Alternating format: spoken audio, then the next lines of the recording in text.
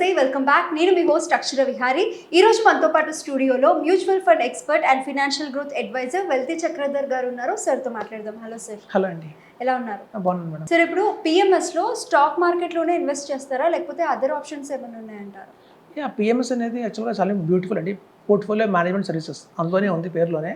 వాళ్ళు ఒక స్టాక్స్లోనే కాదండి, అందులో మ్యూచువల్ ఫండ్స్ కూడా ఉంటాయి, ఈటీఎఫ్ కూడా ఉంటుంది, అలాగే మనకి బ్యాలెన్స్ అడ్వాంటేజ్ ఫండ్స్ ఉంటాయి అందులో. సో రకరకాల కేటగిరీస్ అయితే ఉన్నాయండి అందులో.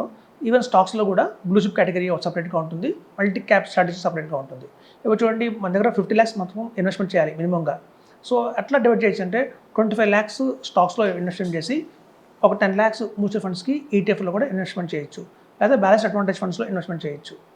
ఇంకా పిఎంఎస్లో ఒక బ్యూటిఫుల్ ఏంటంటే డైనమిక్ అసెట్ ఫండ్స్ అని కొన్ని ఉంటాయండి. అందులో ఏంటంటే ఇప్పుడు చూడండి, చాలామంది అనుకుంటారంటే మార్కెట్ పెరుగుతున్నప్పుడు ఈక్విటీలో ఇన్వెస్ట్మెంట్ చేయాలి, మార్కెట్ పడిపోతున్నప్పుడు డెట్లో ఇన్వెస్ట్మెంట్ చేయాలి, మనం మార్చుకోవాలనుకుంటాం. కానీ మనకున్న ఈ బిజీ లైఫ్లో అలాంటి పని మనం చేయలేం. సో దానికోసంగా సపరేట్గా ఫండ్ మేనేజర్లు ఉంటారండి. వాళ్ళు మనం తీసుకున్న 50 lakhs ఏం చేస్తారంటే, మార్కెట్ ఇవాళ చాలా బాగుంది, మంచి కండిషన్లో ఉంది అన్నప్పుడు ఈక్విటీలో ఎక్కువ మొత్తం ఇన్వెస్ట్మెంట్ చేస్తారు. 80% దాకా ఈక్విటీలో ఇన్వెస్ట్మెంట్ చేస్తారు, 20% డెట్లో ఇన్వెస్ట్మెంట్ చేస్తారు. అదే మార్కెట్లో బాగా రిస్క్ ఎక్కువైపోయింది, పీఈ రేషియోస్ పెరిగిపోయినాయి, స్టాక్స్ అన్ని హై వాల్యూలో ఉన్నాయన్నప్పుడు వాళ్ళు క్రమబద్ధంగా ఈక్విటీ నుంచి డెట్కి మార్చేసుకుంటారు. సో మన ప్రమేయం లేకుండానే వాళ్ళే ఆ రెండు స్విచ్ చేస్తారు. అది డైనమిక్ అసెట్ అలొకేషన్ అంటారు.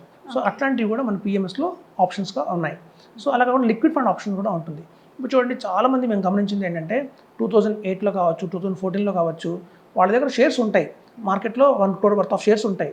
కానీ మార్కెట్ పట్టం అయింది అనుకుంటా, సపోజ్ గ్యాస్ట్రిక్ ఫాల్ వచ్చింది అనుకోండి, వాళ్ళ దగ్గర 100 స్టాక్స్ కావచ్చు, 80 స్టాక్స్ కూడా కావచ్చు, కొంతమంది 60 స్టాక్స్ ఉన్నాయి కొంతమంది దగ్గర. ఆ స్టాక్స్లో ఏవి అమ్మాలి అని అర్థం కాదు, కన్ఫ్యూజన్లో ఉంటారు.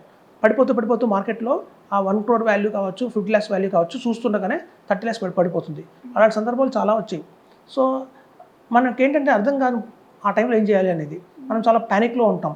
సో అదే ఫండ్ మేనేజర్లు ఏం చేస్తారంటే, మన పిఎంస్లో మంచి ఆప్షన్ ఉంది. ఉంటే పూర్తిగా ఈక్విటీలో ఉంటాం, మార్కెట్లో ఏదైనా ప్రాబ్లం వచ్చింది, ఏదైనా యుద్ధ వాతావరణం వచ్చింది, ఏదైనా స్ట్రగుల్స్ వస్తున్నాయి. ఇప్పుడు చూడండి, డాలర్ వాల్యూ పడిపోతుంది అంటున్నారు మార్కెట్ యూఎస్లో. సో అట్లాంటి ఏదైనా పాండమిక్ సిచ్యువేషన్స్ కూడా ఫ్యూచర్లో రావచ్చు, కోవిడ్ లాంటి సిచ్యువేషన్ రావచ్చు. ఇట్లాంటి సిచ్యువేషన్స్ వస్తే కనుక పిఎంఎస్లో ఒక ఆప్షన్ ఉంటుంది, మొత్తం మన అమౌంట్ని ఒక సింగిల్ క్లిక్తో డెట్కి వెళ్ళిపోవచ్చు. సపోజ్ మనం పెట్టింది 50 లక్షలు, ఆ 50 లక్షలు 2,50 లక్షలు అయింది అనుకుంటాం. ఆ 2,50 లక్షలని కావాలి అంటే మార్కెట్ రిస్క్ అనిపిస్తే కనుక ఒక్క సింగిల్ బటన్తోనే ఆ 2.5 crores లిక్విడ్ ఫండ్కి మార్చేయచ్చు. అప్పుడు మీకు 2.5 crores సేవ్ అయిపోతుంది, అక్కడ లాక్ అయిపోతుంది, అక్కడి నుంచి కింద పడదు, మీ వాల్యూగానే ఉంటుంది. మళ్ళీ స్టేబుల్ అయింది, మార్కెట్ అంతా బాగుంది అన్నప్పుడు మళ్ళీ మనం కావాలంటే స్విచ్ చేసుకోవచ్చు. సో ఈ ఆప్షన్ మనం ఇండివిజువల్ చేస్తే స్టాక్స్లో ఆ ఆప్షన్ లేదు. సో పిఎంఎస్లో మనకు ఆప్షన్ ఉంది. సో కాబట్టి ఏంటంటే వెల్త్ క్రియేషనే కాదు, వెల్త్ ప్రొటెక్షన్ కూడా మనకి పిఎంఎస్లో పాసిబిలిటీ ఉంది. కాబట్టి ఏం చెప్తున్నాం అంటే PMS is the best option చెప్తున్నాం. ఇందులో అందరూ అనుకుంటారు ఏంటంటే స్టాక్స్లో ఇన్వెస్ట్మెంట్ చేస్తారు, ఇంకే ఆప్షన్స్ లేవనుకుంటారు. కాదంటే పిఎంఎస్లో చాలా ఆప్షన్స్ ఉన్నాయి. మనం ఎన్ని ఆప్షన్స్ కొంటే అన్ని ఆప్షన్స్ డిజైన్ చేసుకోవచ్చు, బ్యూటిఫుల్గా ఒక మంచి వెల్త్ క్రియేట్ చేసుకోవచ్చు.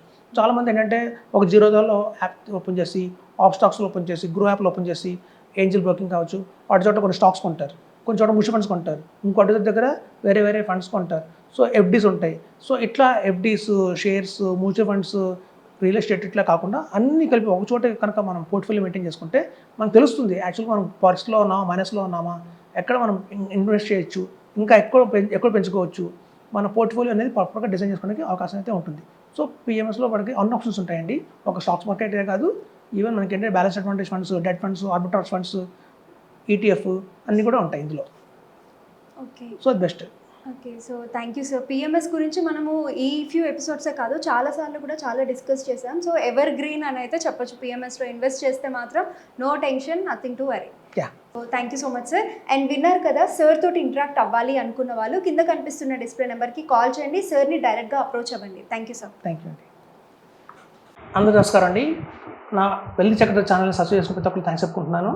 అలాగే నా వెల్తి చక్ర ఛానల్లో మనం స్టాక్స్ గురించి, మ్యూచువల్ ఫండ్స్ గురించి, రియల్ ఎస్టేట్ గురించి, హెల్త్ ఇన్సూరెన్స్ గురించి ప్రతి ఒక్కరికి ఉపయోగపడే సబ్జెక్ట్స్ని మనం తీసుకొస్తున్నాం. కాబట్టి అది మీకు, మీ ఫ్రెండ్స్కి, మీ రిలేటివ్స్కి ఎంతో ఉపయోగపడుతుంది. కాబట్టి లైక్ చేయండి, సబ్స్క్రైబ్ చేయండి, షేర్ చేయండి. మీకు ఏమైనా సందేహాలు ఉంటే ఈ కింద ఉన్న స్క్రోల్ నెంబర్లో కాల్ చేసి నన్ను కాంటాక్ట్ అవ్వచ్చు. Thank you.